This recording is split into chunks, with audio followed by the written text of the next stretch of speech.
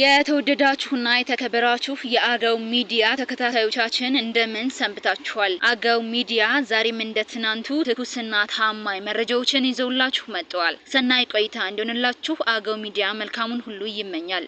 ለአገው ሚዲያ አዲስ ከሆናችሁ ሼር፣ ላይክ እና ሰብስክራይብ በማድረግ መረጃው ለብዙሃኑ እንዲደርስ ማድረጋችሁን እንዳትዘነጉ ማለት እንወዳለን።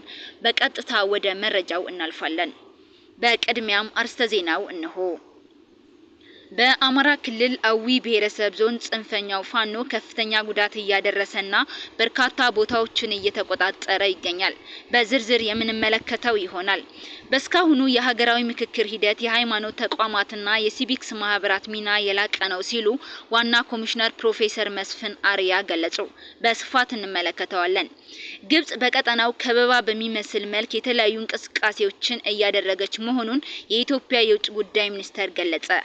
በስፋት እንመለከተዋለን። በአሜሪካና ኢራን መካከል የተደረሰው ረቂቅ የሰላም ስምምነት በሆርሙዝ ሰርጥ መርከቦች በነጻነት እንዲተላለፉና በኢራን ላይ የተጣሉ ማዕቀቦች በሂደት እንዲነሱ የሚያስችል ነው ሲባል በነዳጅ ዋጋ መናር ምክንያት የተቀሰቀሰውን መጠነ ሰፊ የህዝብ ተቃውሞ ተከትሎ ኬንያ የናፍጣ ዋጋ ልትቀንስ ነው ተብሏል። የምናሰማችሁ ይሆናል። ዜናው በዝርዝር በአማራ ክልል አዊ ብሔረሰብ ዞን ጽንፈኛው ፋኖ ከፍተኛ ጉዳት እያደረሰና በርካታ ቦታዎችን እየተቆጣጠረ ይገኛል። ራሱን በቴዎድሮስ እዝ 88ኛ ክፍለ ጦር የአንድ ሬጅመንት አርበኞች በሚል ራሱን በሚጠራው ጽንፈኛው ቡድን ግንቦት 12 ቀን 2018 ዓ.ም በዚገም ወረዳ ጁመራ ቀበሌ ላይ ከፍተኛ ጉዳት በማድረስና የሰው ህይወት በማጥፋት አካባቢውን መቆጣጠሩን አገው ሚዲያ ከስፍራው አረጋግጧል።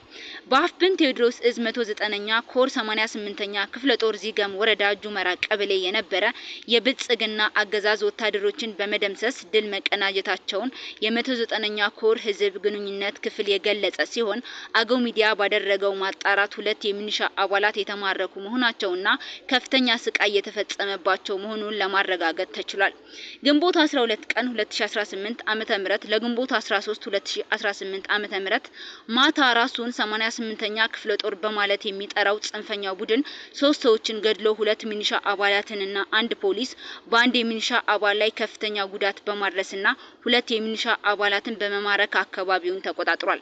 ጽንፈኛው ፋኖ በኦፕሬሽኑ ከተደመሰሱና ከተማረኩ በተጨማሪ በርካታ የአገዛዙ ወታደሮች ቁስለኛ የተደረጉ ሲሆን 6 ጠመንጆችና ከ1500 በላይ የተለያዩ አይነት ተተኳሽ በፋኖ ቁጥጥር ስር ውሏል ሲል መረጃውን አሰራጭቷል።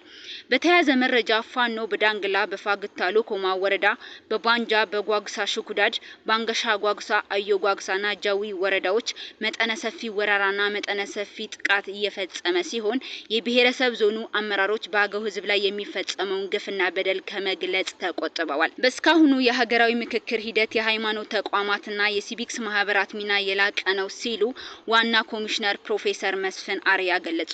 የኢትዮጵያ ሀገራዊ ምክክር ኮሚሽን የሀገራዊ ምክክር ጉባኤ አጀንዳዎችን አስመልክቶ ከሃይማኖት ተቋማትና ከሲቪክስ ማህበራት ጋር የግብአት ማሳሰቢያ ውይይት እያከናወነ ነው። በውይይቱ ዋና ኮሚሽነር ፕሮፌሰር መስፍን አርያ ዋና የኮሚሽኑ ክንውኖችና የተገኙ ውጤቶችን ያጋጠመውን ተግዳሮቶችን እንዲሁም የተቋማትን ማህበራት ሚናን በተመለከተ ገለጻ አድርገዋል። በገለጻቸውም ከወረዳ ጀምሮ የነበረው የማህበረሰብ ክፍሎች ተሳትፎ የምክክሩን ሁሉን አካታችነት አመላካች ነው ብለዋል። የረጅም ዘመናት የሀሳብ ልዩነቶችና አለመግባባቶች እንዲፈቱ የሚያስችሉ መሰረታዊ የምክክር ምዕራፎች መከናወናቸውንም አስረድተዋል። ህብረተሰቡ ምክክሩን በባለቤትነት ስሜት በመያዝ ለሂደቱ ሚናውን ሲወጣ እየቆየ የገለጹ ዋና ኮሚሽነሩ ሁሉንም የሀገራችን ወረዳዎች ለማሳተፍ ታቅዶ 93% አፈጻጸም እንደተመዘገበ አስረድተዋል። በዚህ ሂደት የሃይማኖት ተቋማትና የሲቪክስ ማህበራት ሚና ጉልህ እንደነበረም አስታውሰዋል። የሲቪክስ ማህበራት ድርጅቶች በመወከል ንግግር ያደረጉት የሲቪክስ ማህበራት ምክር ቤት ፕሬዝዳንት አቶ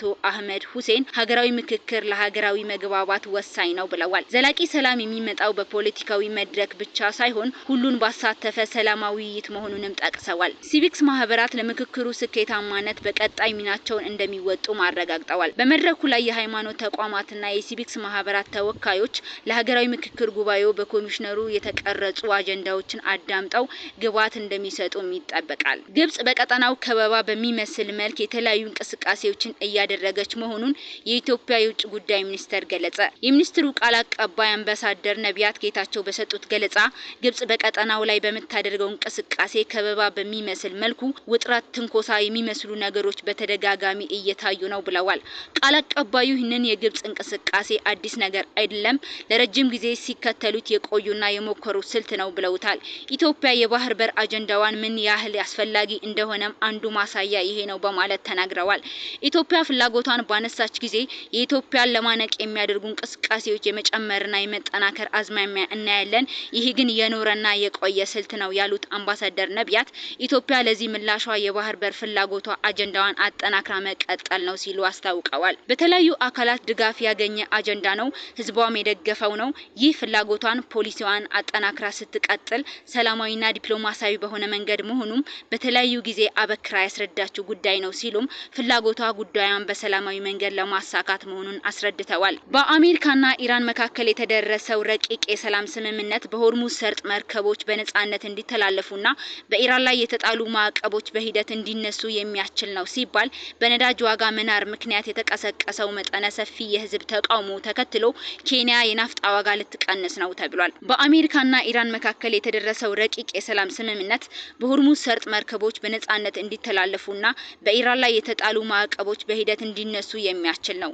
እንዲሁም ስምምነቱ የተባበሩት መንግስታት ዓለም አቀፍ ህጎችን ለማክበር ቁርጠኛ መሆኑን ያካተተ መሆኑ የተገለጸ ሲሆን ሁለቱ ሀገራት ያልተግባቧቸው ጉዳዮች ላይ በቀጣዮቹ ቀናት ድርድር እንደሚያደርጉ ተነግሯል። የፓኪስታን የውጭ ጉዳይ ሚኒስቴር ቃል አቀባይ ጣሂር አንደራቢ የሀገሪቱ ጠቅላይ ሚኒስትር ሼህባዝ ሸሪፍ በነገው ዕለት በቻይና የሚያደርጉት ጉብኝት በጉዳዩ ላይ እንደሚመክሩ አስታውቀዋል። ኢስላማባድ በአሜሪካና ኢራን መካከል ሰላም እንዲወርድ የምታደርገውን ጥረት ቤጂንግ እንደምትደግፍም ተናግረዋል። አሜሪካና ኢራን ባሳለፍነው ወር አቻ የተኩስ አቁም ማድረግ፣ ድርድርና ንግግርን ማደስ፣ በሆርሙዝ ሰርጥ የመርከቦች እንቅስቃሴ እንዲቀጥል፣ ንጹሃንና ወታደራዊ ያልሆኑ ተቋማት ከጥቃት መጠበቅ እንዲሁም ቀጠናውን ማረጋጋት በሚሉ ነጥቦች ከስምምነት መድረሳቸው ይታወሳል። በሀገራቱ መካከል እያተካሄደ ያለው ድርድር መሻሻል እያሳየ መሆኑ ቢገለጽም የኢራን የዩራኒየም ንጥረ ነገር ፕሮግራምና አሜሪካ በሆርሙዝ ሰርጥ ቁጥጥር እንዲኖራት መፈለግ የድርድሩ ፈታኝ ጉዳዮች መሆናቸው መግለጹን የሻፋቅ ኒውስ ዘገባ አመላክቷል። ይህ በእንዲህ እንዳለ በነዳጅ ዋጋ መናር ምክንያት የተቀሰቀሰው መጠነ ሰፊ የህዝብ ተቃውሞ ተከትሎ ኬንያ የናፍጣ ዋጋ ልትቀንስ መሆኑ ተገልጿል።